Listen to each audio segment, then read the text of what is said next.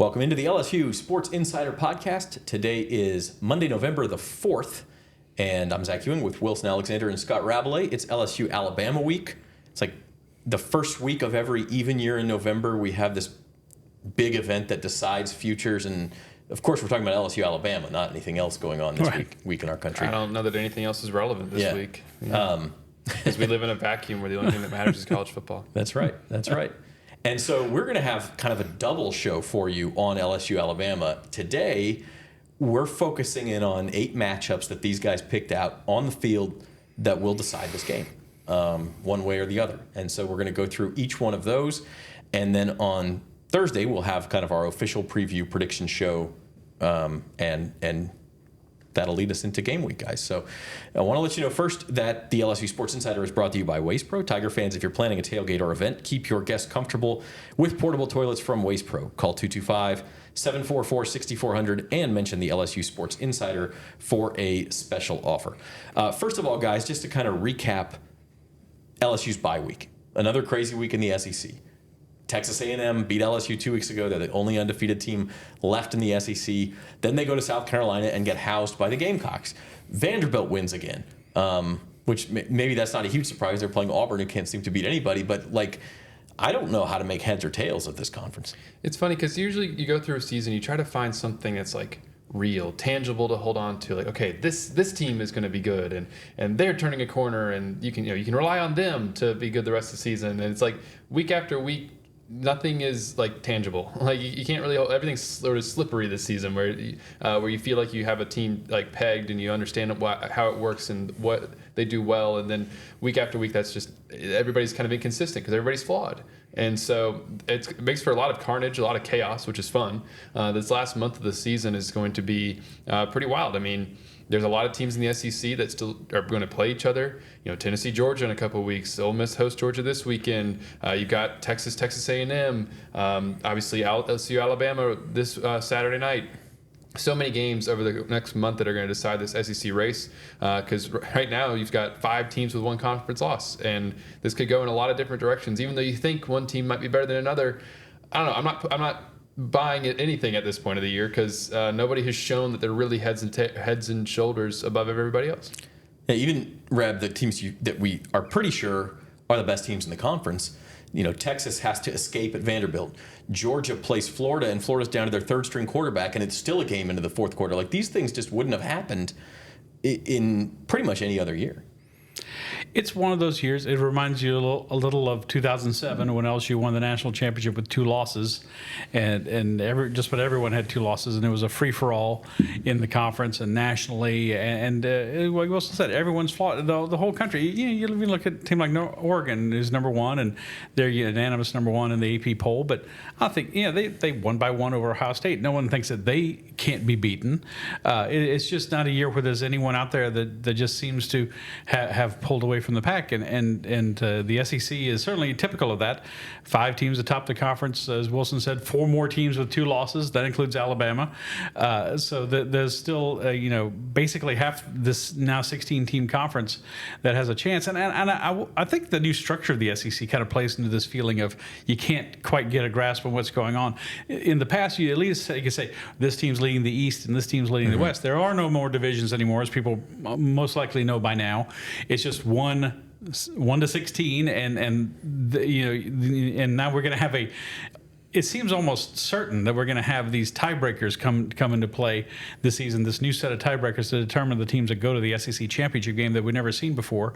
And then you can throw in, well, what does it mean for a team's hopes of making the college football playoff? Could it almost be better if you're LSU's got to run the table to get the college football playoff. Everyone agrees that. Would it be almost better for them to not make the championship game and risk having a 3rd loss to try to get into playoffs? So there's so many layers to it and things you can argue and debate, and it certainly makes it fun. I mean, it's not a complaint or anything like that. It certainly makes it fun and interesting and compelling. And LSU, like I said, needs some chaos to go its way, and certainly we're seeing that. What happened to them at Texas A&M is virtually exactly what happened to Texas A&M at South Carolina on Saturday, and I think you're just going to see more of that in the final 4 weeks of the season. Yep. And that's our Around the SEC segment. It's brought to you by Classic Industrial Services, because at Classic Industrial Services, every minute matters. And I guess the next round of chaos may be Saturday night Tiger Stadium. So let's take a quick break, and we're going to be back breaking down those 8 matchups we think will decide Tigers versus Tide right after this. Experience the convenience and cleanliness that Waste Pro brings to Mardi Gras, LSU tailgates, and festivals with our top-notch portable toilet services. Perfect for large crowds and community events. Join the countless satisfied families and organizers who trust Waste Pro to keep their gatherings spotless and sanitary. Discover more about our services and make your next event a success at wasteprousa.com.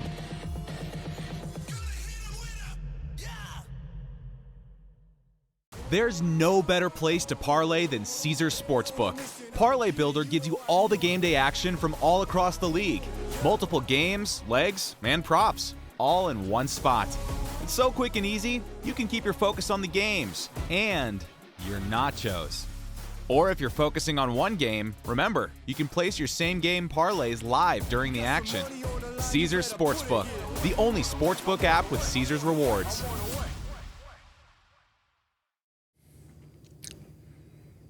Okay, before we dive into our 8 key matchups, I do want to give you a quick injury update that's brought to you by the Baton Rouge Clinic.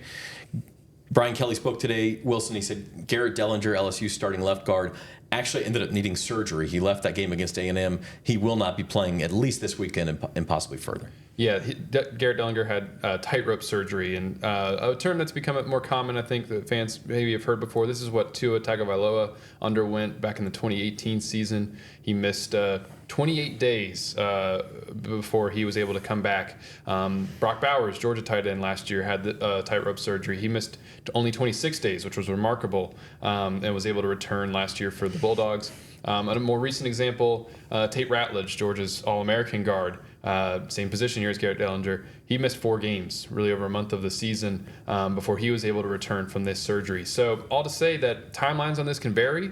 Brian Kelly said there's a chance that Garrett can return for LSU's game against Florida, but he will not be playing it here against Alabama. And so now, most likely Paul Mavinga, a redshirt freshman, is going to be making his first career start in a huge moment. He came in and replaced Garrett against Texas A&M. They're at left guard, but he hasn't started a game. And so this is a really critical thing for LSU this week, not having Dellinger, because the offensive line, as we know, has been very good in pass protection. But it hasn't been great, as everybody knows, in the run game. And Garrett Dellinger, though, was one of the best run blockers. You look directionally at where LSU has run the football with success this year.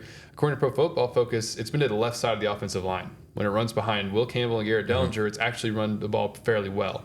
It's when it's run to the right side of the offensive line that it's not had very much success. And so now, one of those strengths on your offensive line, a guy who's been really balanced in both of his pass protection and his run blocking, is now out for what is a game that really decides the course of the season that LSU has to win.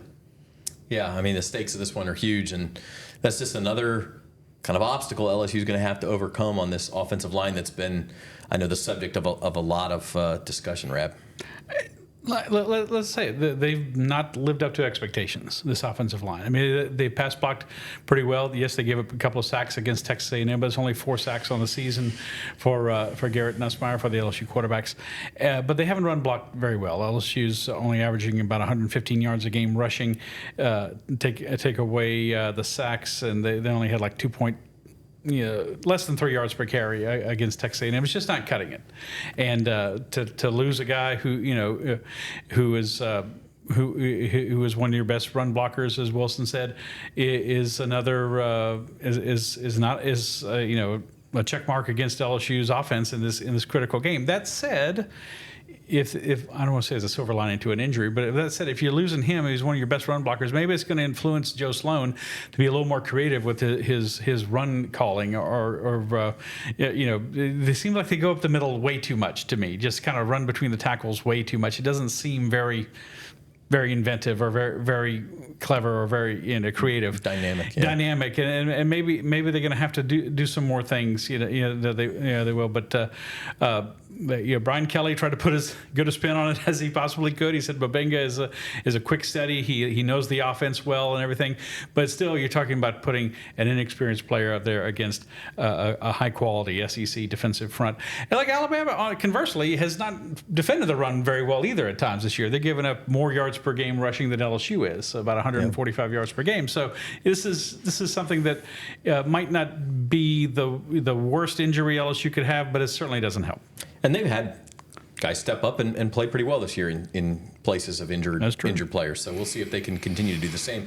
On that note, one more piece of news. Jacobian Guillory said this week he is coming back next year. He tore his Achilles, is out for the season, had the opportunity to leave and enter the NFL draft. He will be back for LSU. So that's one bit of positive news. And that injury report is brought to you by the Baton Rouge Clinic, your trusted healthcare provider in the heart of Baton Rouge. Whether you're in need of primary care, specialist services, or urgent care, the Baton Rouge Clinic has you covered with a team of dedicated and experienced professionals. Visit BatonRougeClinic.com to learn more or schedule your appointment today. The Baton Rouge Clinic, caring for generations. All right, with that said, we are going to go into our keys to the game, our matchups to watch. Our keys to the game are always brought to you by Associated Grocers, but it's not really a segment. It's the whole show today. But you can join the Associated Grocers team and support the success of local independent retail grocers. Apply today for available positions at Associated Grocers. Okay, so let's start at the top. How we did this, just to kind of take you behind the scenes, was Wilson and Rabbage independently came up with their list of 5 matchups to watch. And we thought, okay, we'll have 10. Well, 2 of them were exactly the same. And so we have spend 8. too much time around each other. Yeah, I guess We're so. thinking too similarly. We're going to start with the 2 consensus key matchups here. And that makes them, I guess, the most important ones. But we'll let you both kind of state your case for why this may decide the game. And the first one is Alabama quarterback Jalen Milroe, who we all know from last year's game can be very dynamic, both in the pass game and the run game, against the guy who may be most responsible for containing him, and that's LSU linebacker Whit Weeks. Wilson. Remember last year, Jalen Milroe rushed against LSU for 4 touchdowns and 155 yards. And the whole thing coming out of the game was, why did LSU not use a spy? Because it didn't use one the whole game. And Brian Kelly said in retrospect afterwards that they probably should have done that, especially when you had on the field at the time Harold Perkins. And he was not used that way at all, even though he had a ton of success against Alabama in 2022 as a spy. Now, Whit Weeks is the guy who, is LSU going to just spy Jalen Milroe? We'll have to see. You're not going to probably do that exclusively the entire game. But in terms of the guy who has the most athleticism on this defense, the ability to play in space from that linebacker position, it is Whit Weeks. And so I think there's going to be a lot of times when he's going to have to chase down Jalen Milroe. Obviously, it is a total effort from the entire defensive front to keep him contained. But Weeks, I think, is going to have some moments there, particularly because of what we saw him do against Arkansas and Taylor Green. When LSU had success defending a mobile quarterback, Weeks had one of his best games. He had, obviously, that interception that he tipped up to himself. But also, there was a third down on Arkansas's next drive where Weeks was a spy. Taylor Green got flushed out of the pocket. Weeks chased him down and made a huge play there to help LSU continue to give itself some distance there in the second half. And so, Milroe this season, he's already got 380 yards rushing and 12 touchdowns. But in 2 games that Alabama lost to Tennessee and to Vanderbilt, both of those teams held him to 11 yards rushing or less. And so it really is absolutely critical, because every other game this season he rushed for at least 35 yards, if not more. He had 117 in the Georgia game. He rushed for 50 against Missouri. When you can contain that element of his game and really make him one-dimensional, then you can have some success, because he's been very inconsistent as a passer at times this season. And so that's why I think that's really one of the most important matchups, especially because of what we saw LSU do in terms of struggling defensively against a running quarterback with Texas A&M. I think Whit Weeks is a good enough defender, a good enough linebacker to spy on Milroe, as Wilson said, and also to be able to contain other players if someone else gets the ball, or they're catching the ball out of the backfield, or somebody else is running the ball. But Milroe's a key. Obviously, he did so well against LSU last year. For the season, he has gained 500 and 39 yards, but he has netted 380 yards rushing. That means he's had a lot of yards for loss. You know, he has been prone to mistakes. He can be sacked. He can be forced into. You can disrupt his timing. He can throw an interception. So it's very feast or famine. You got, again, like we often say, I'm afraid it sounds like a broken record, but I think it's true, especially here. You can expect LSU to give up some big plays to Jalen Milroe, some runs or some passes, but they could also force him into an ill-advised throw or sack him. And that was a key Brian Kelly mentioned today. Got to put Alabama in third and long situations. So they're great at third and short. He said they're the best team in the country, or certainly the SEC. Again, a little bit of coach speak, but I'm sure they're very good, and I'm sure it's going to be borne out. But Weeks seems like the guy to do that, and I'll be surprised if they don't do something like Wilson described Saturday. Yeah, and kind of the corollary to what you guys are talking about, especially after seeing what Marcel Reed did to this defense, is that the rest of the guys have to stay in their assignments and stay in their lanes too, and give Weeks or whoever it is spying Jalen Milroe the chance to make those plays. Absolutely. I mean, LSU struggled so much with the zone read against Texas A&M. Once Marcel Reed came into the game, there was a touchdown run that he had where, he was reading what appeared to be anyway, Savion Jones at defensive end. Savion crashes on the running back. And Major Burns was probably the one who had contain on Marcel Reed there. We don't know the calls, so, we don't know that for 100% certain, but he rushed pretty far upfield and passed Marcel Reed, and that gave him a pretty easy lane up the middle for a touchdown. So, yeah, it's not just Weeks. It's everybody on this defensive front. Major is going to be a big piece of that, playing that star position. He's got to be able to really be fundamentally sound. Everybody's got to just sort of, LSU talks about this all the time, and it's cliche, but, do your job. Like, everybody on the defense has to sort of play within themselves, because there's going to be moments when they might be feeling baited, like on a zone read, to do a little bit extra. You got to just stick to your lane and trust your teammates are going to do their assignments and free up, the guys who LSU really needs to make plays like Weeks to be able to do so. Yeah. Okay, moving on to matchup number 2 that will decide Alabama versus LSU. And this is a little bit related. This Jalen Milroe does get a chance to throw the ball. He has a receiver that y'all might have heard of. His name's Ryan Williams. You also may have heard he's 17 years old. Maybe 17 times per quarter. I don't know. I'm going to try to mention that multiple times in my column Saturday if I can. He's 17. He's still 17. We're joking. He's really good. He's a really good player. You have to be a good player to be on the field in the SEC at 17. Yeah. He made these incredible plays against Georgia. He pops off the screen at least once a game. And we talked about this all summer, guys. LSU's weakness has been, especially in the past couple of years, that secondary on defense. So we singled out Zy Alexander, who is probably going to be one-on-one with Williams the most, or at least start one-on-one and then pass him off to a safety, or however they decide to play it. But that's the matchup that you guys circled. Yeah, so LSU usually has like a field corner and a boundary corner. They don't do a whole lot of like just one guy following you around. But Zy has been LSU's best corner since he came back and has started, fully being in the lineup coming off the ACL injury. He played really well against Ole Miss. He tackles really well on the outside. That was a problem for LSU last year, tackling on the perimeter. And Zy Alexander has, according to Pro Football Focus, hasn't missed a tackle this season, and he's only allowed 32 yards through the air. So that's why we sort of highlight him in particular, because he's been the top corner on this team. But Ryan Williams has easily been Alabama's best receiver, and it's interesting, it's not even close. I mean, he's got 250 more yards than the second leading receiver on that team, and only 2 Alabama players have more than 200 yards receiving this whole season. Williams is the one with the most with 702, which goes to show Alabama sometimes tries to force him the football. And if you can somehow kind of limit what he's capable of doing, then you have a good chance of limiting that offense. I mean, yeah, he had a huge game against Georgia, but teams have been able to kind of limit him somewhat over the past few weeks. I mean, South Carolina held him to 32 yards. Missouri held him to 53, even though that game was kind of tough to really discern. Missouri turned the ball over a bunch. Alabama was able to feast on them. Close to halftime. I mean, it's not like he blew them out with big plays. So anyway, that would be another thing, is if you can, he is their number one offensive target. He is the guy who they want to get the football to. And if you can not only cover him downfield, but then tackle him well when he gets the ball to limit big plays, then you set yourself up for success. you kind of figure this is what happens, right? Especially with a freshman player. Teams kind of, as more games go on, you have more video on a player. They kind of figure out how to defend you. And I think it doesn't take a rocket scientist to think that LSU's going to put their best cornerback on Alabama's best receiver, and that the result can be pretty good for LSU. Again, it's not going to be perfect every time.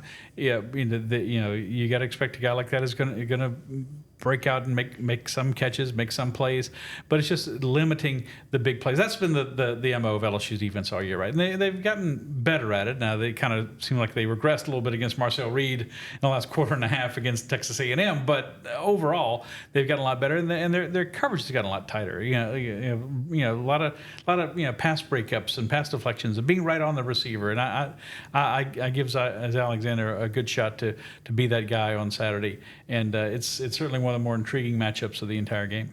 Yeah, I agree with all those points. And the thing about Ryan Williams is, and he can go downfield and high point a ball and make these circus catches and everything. He's also really good after the catch, and that's why I think the tackling that you mentioned, Wilson, is huge.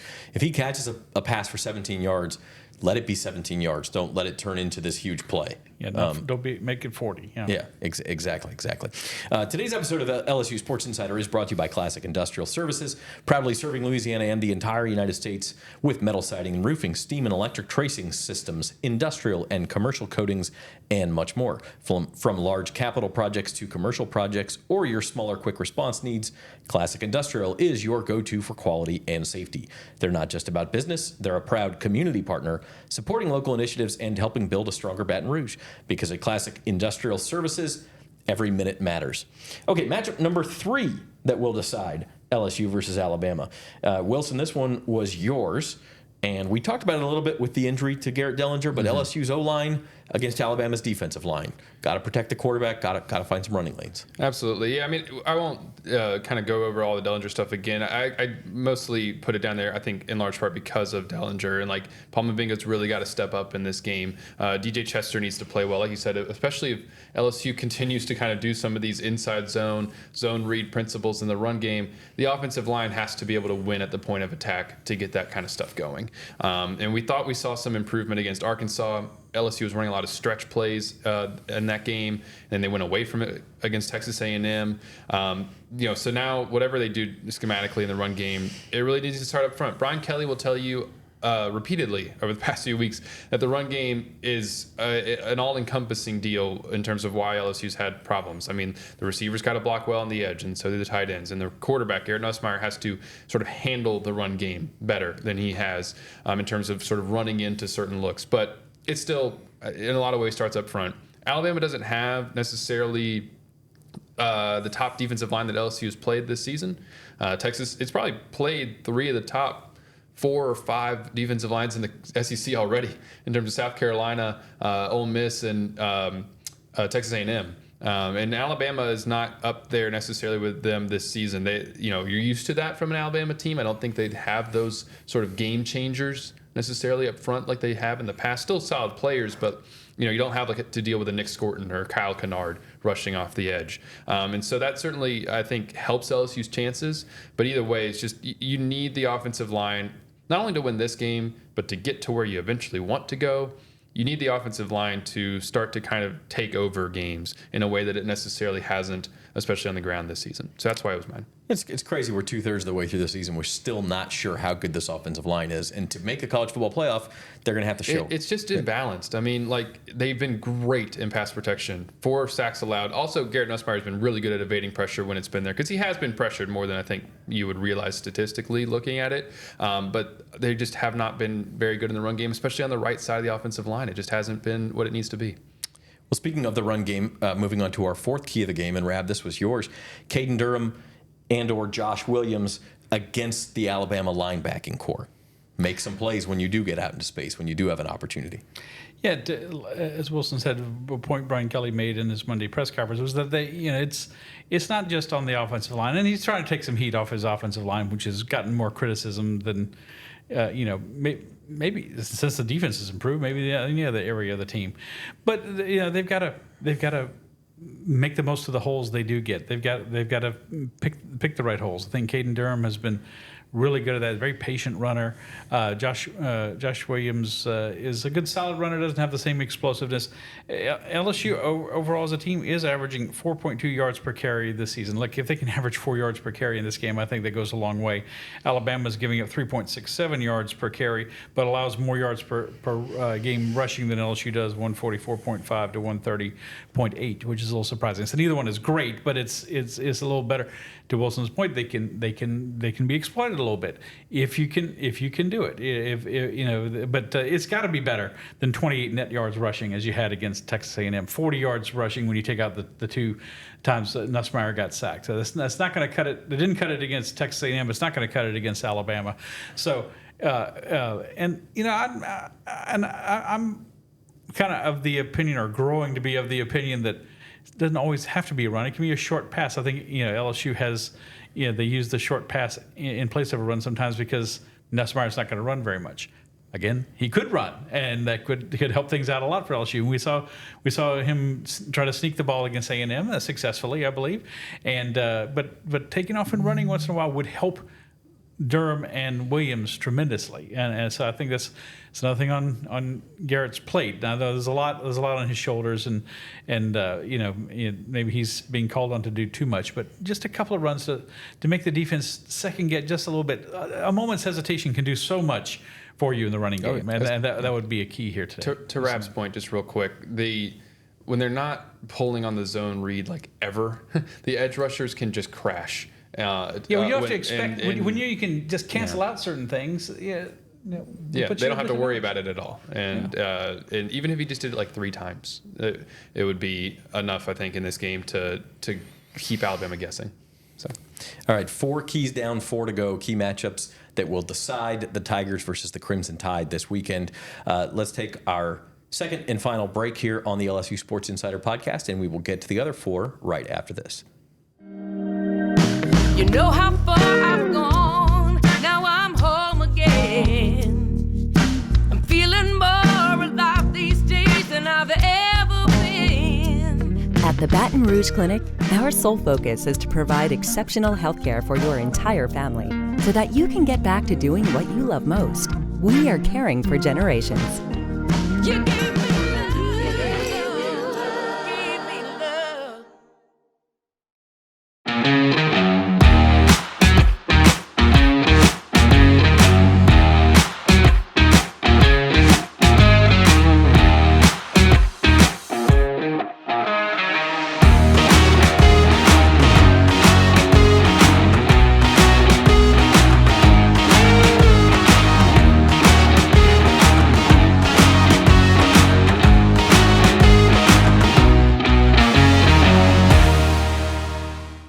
Since 1988, Classic Industrial Services, Inc. has led the industry in specialty contracting. From thermal insulation to scaffolding, coatings, and beyond, we cover it all. Every minute matters in our commitment to quality and safety. We're here to serve with roofing, siding, heat trace, and refractory services. Visit classicindustrial.com for more information.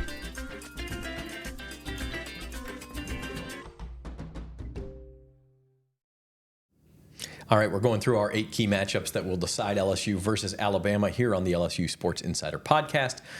Go ahead and hit the like button below, subscribe to the channel, and follow us on YouTube, the LSU Sports at NOLA.com YouTube channel. We're going to have a post-game show from Tiger Stadium Saturday night, 2 podcasts a week, lots of press conference videos, all of that good stuff. And we'll keep it going as we go into basketball season, gymnastics season, baseball season, all that good stuff. So, make sure you do that as you're watching the video. Like button, subscribe button right below us.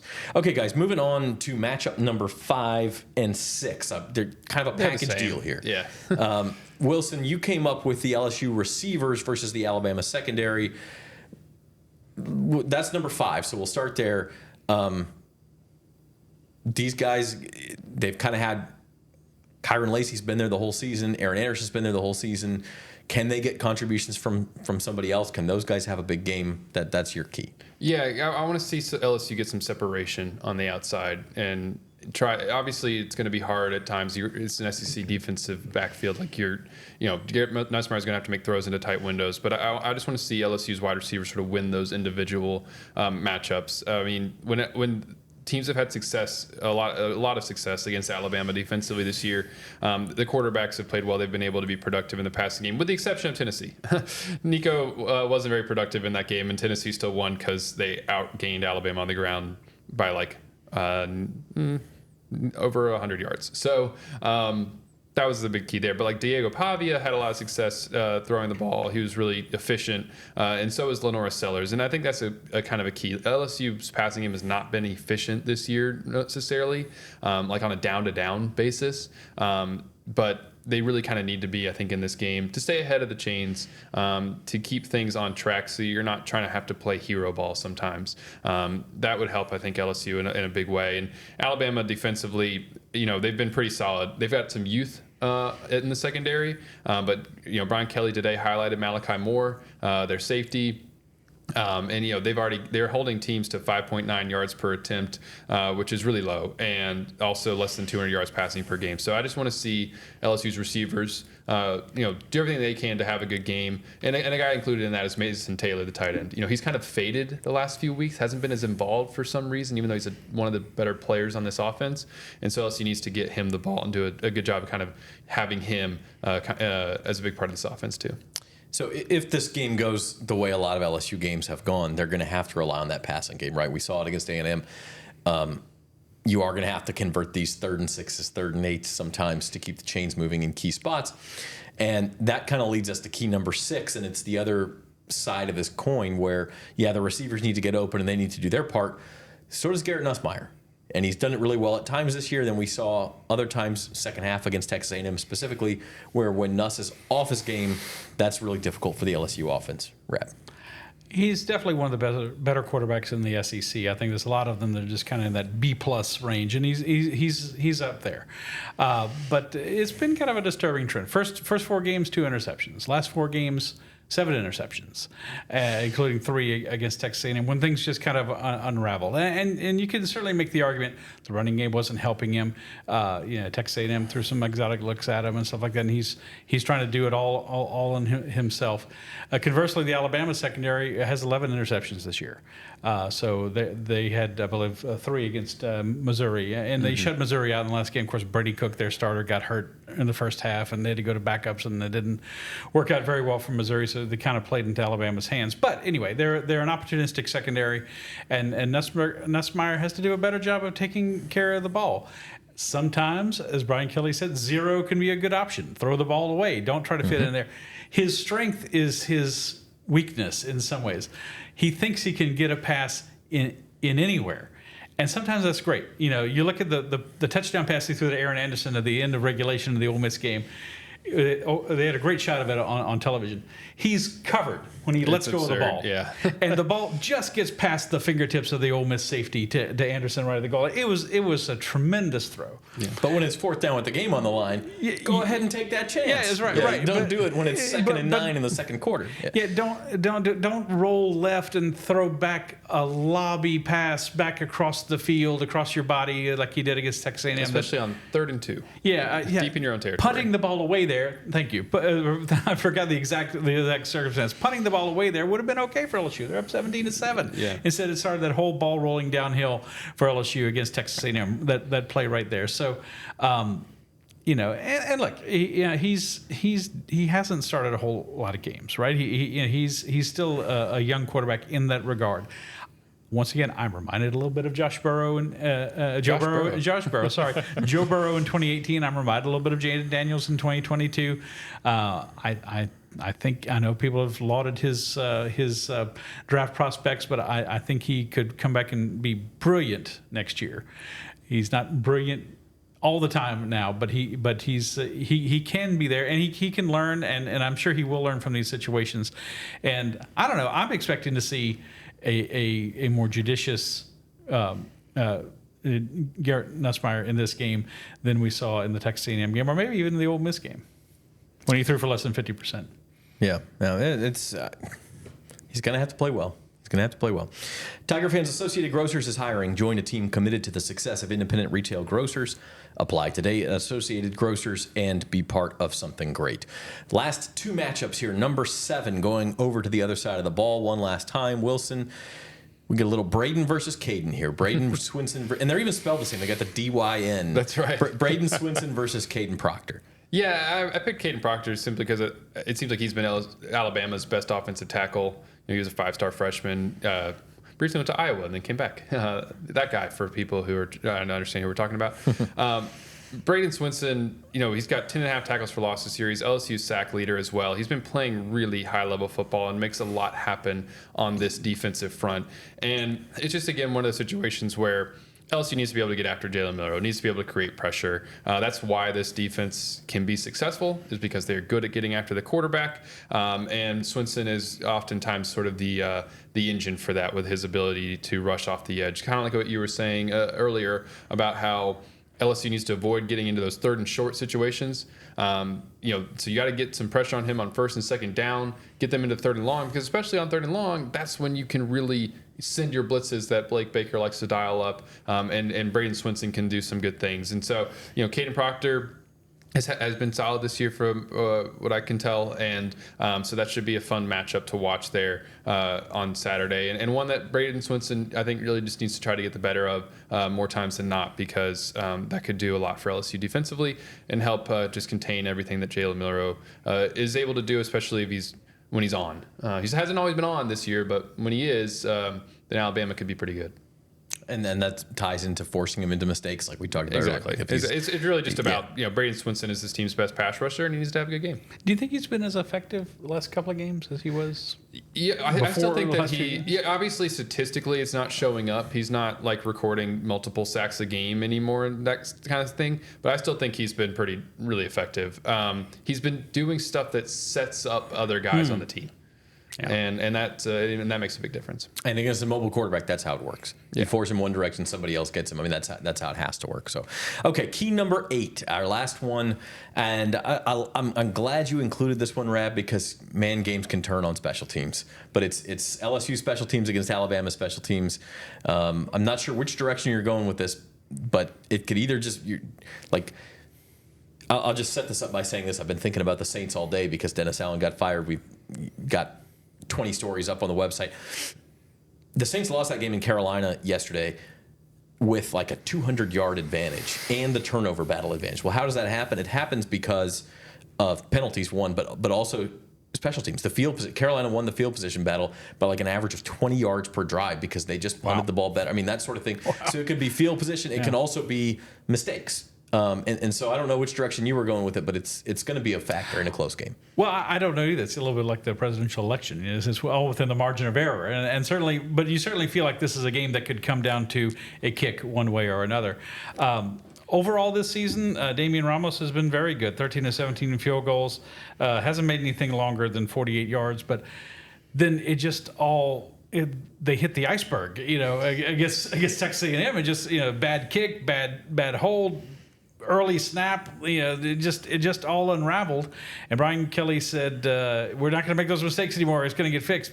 Didn't exactly say how they're going to fix it or ensure that. But anyway, conversely, Alabama's kicker, Graham Nicholson, who won the Lou Groza Award last year, has only kicked four out of 6 field goals this year. And no one else has kicked. I'm kind of puzzled. I guess they go for it a lot on 4th down, or they've had success in the red zone running the ball. But he's only made 4 of 6 field goals, nothing longer than 47. So, I'm kind of leaning to LSU advantage if they can get their act together, which it doesn't seem like that hard. That's what they all have to do. It's a battery, the snapper, the holder, the kicker.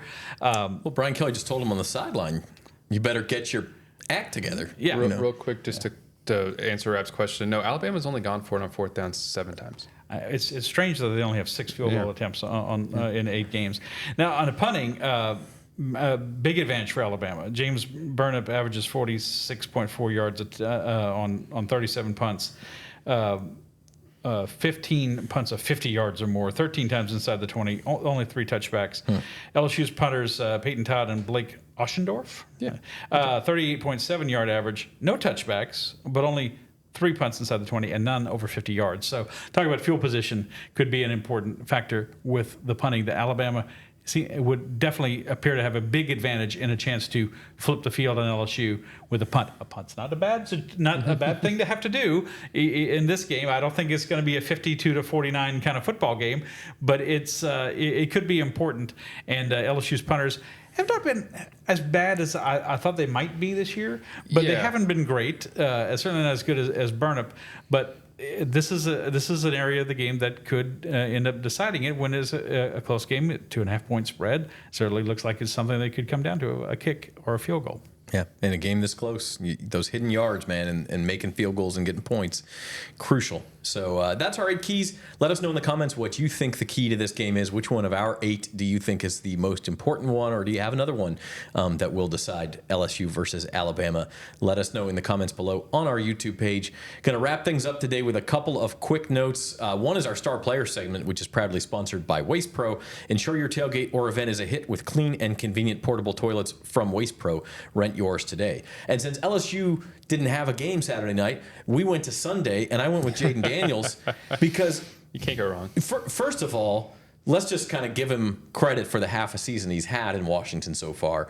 But second of all, it was kind of cool to see he and Malik neighbors. He kind of snuck up on Malik and gave him a bear hug before the game. We got the little picture of it on the screen right now. Look, LSU fans know how special these guys are, but special college players do not always turn into special NFL players, and we're seeing it from Jaden especially. It's been really awesome getting. I mean, I don't know. I'm happy for the guy. You know, after watching him for a couple of years, there was a lot of criticism after his first year about throwing the ball downfield, and he turns into the best deep ball passer in college football last season, and then he's just been able to sustain that success. He's been working really hard for that for years, and now it's translating onto the NFL stage. Like you said, that Hail Mary against to beat the Bears was incredible. Play of the year in the NFL. That was for sure. Awesome. And he's playing at a really, really high level, and I think he's only going to continue to get better. And he just his past game against the Giants, like you said, 2 touchdowns. Wasn't as effective as a runner, and he's also playing through, still with that rib injury. Mm-hmm. I mean, we always knew that Jaden was a tough guy. We saw it a bunch at LSU, and he's continuing to reinforce that here in the NFL. And the NFL is like a league of adjustments, and as a rookie, you're going to deal with that. But he has dealt with everything, and now we're halfway through the season, Rab, and he's got him certainly in line for a playoff spot, if not more. Redskins are off to their best start, 7-2 Commanders. since 19. The Washington football team. Commanders, yeah. The Washington football team. I should have just said that.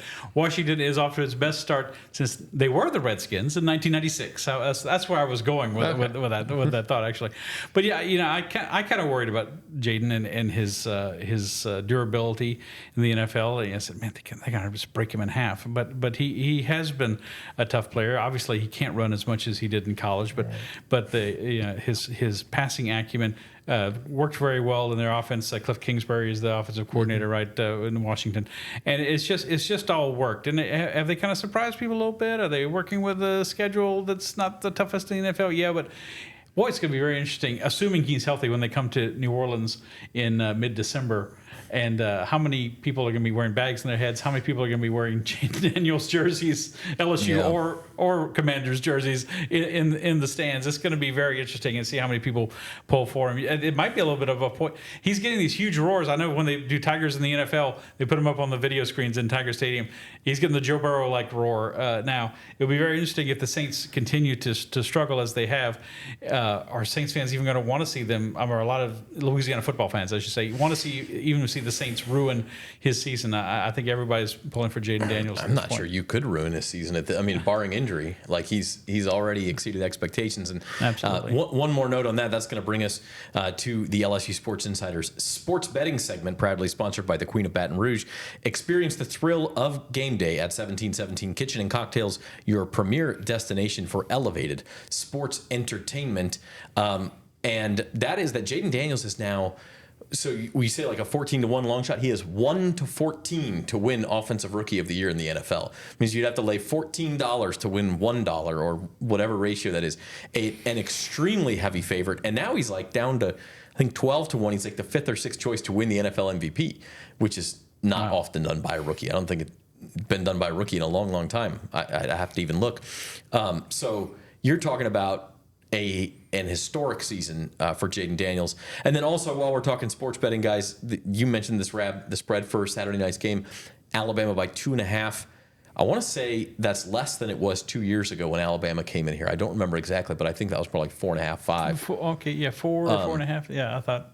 So, it's basically the same spread it was when Ole Miss came in here. Certainly portends a close game. It does. I mean, you expect it would be. These are two teams kind of in the same place. It is kind of an elimination game for the college football playoff. The loser gets their third loss, they're out. The winner is still in. LSU's, especially if it's LSU, they're still in for the SEC championship game in contention as well. First time that Alabama comes to Tiger Stadium that it's not ranked in the top 10 since 2006, the year before Saban went to Alabama. It's the first time since that year that both teams are not ranked in the top 10. So neither team is ranked in the top 10. So a little bit of a not quite the same classic matchup, but it's still LSU and Alabama. It's still going to be prime time. It's still going to be a night game in Tiger Stadium. Hopefully the elements cooperate, and it's going to be, we won't have any tropical weather or anything like that. Because I agree with Wilson. We were talking off camera. I don't think a slogfest in the mud and in the rain suits LSU well in this game. I think it suits Alabama better, especially with a running quarterback in Milroe. Yeah, no, I would agree with that. I mean, we talked about how much LSU needs to get the run game going. Usually in a game, in those sorts of conditions, you got to be able to run the football. And if LSU is dealing with weather that is not conducive to being able to throw the football, then that is another strain on the offense. Yeah, it's a good point. By the way, the over-under right now is 58.5. Let's update that on Thursday, because if there is a weather forecast, whether it's rain or high winds, I think you're going to see that number come down a little bit. So the spread so far has been very steady. I think it was basically 2.5 or 3 the entire past week. And both teams had their bye week last week, so no reason that it would change dramatically. But it seems like that's where we're stuck. So we'll update that on Thursday. Tiger fans, you can catch all the sports action at the Queen Casino's DraftKings Sportsbook Bar and 1717 Kitchen and Cocktails with top-notch screens and live betting. It's the ultimate spot to watch your favorite teams and enjoy a cold brew or a signature cocktail. The Queen Casino is the only land-based casino in Baton Rouge and your go-to for game day or any day. Visit today and elevate your sports watching experience. So we'll be back Thursday. Full breakdown of the game, predictions, the whole bit. But look, it was worth 2 shows. I think it's you mentioned it, Rab. It's not 2 top 10 teams, but with the expanded college football playoff, it's still as big as it gets. Yeah, I mean, this is if this was a couple of years ago, the game 2 years ago, in the same kind of matchup, same circumstances, you'd be like, they're kind of playing out the string a little bit. Not so. The winner is still very much like a lot of people still give Alabama a very good chance to run the table and make the college football playoff, at least as one of those first round teams, maybe hosting a game or maybe going on the road. But if LSU can win, you give them a very good chance to win out as well. And every game the rest of the way still has some danger for them, but it's a possibility. But you got to get through this one first, and the loser kind of leaves town, as they say.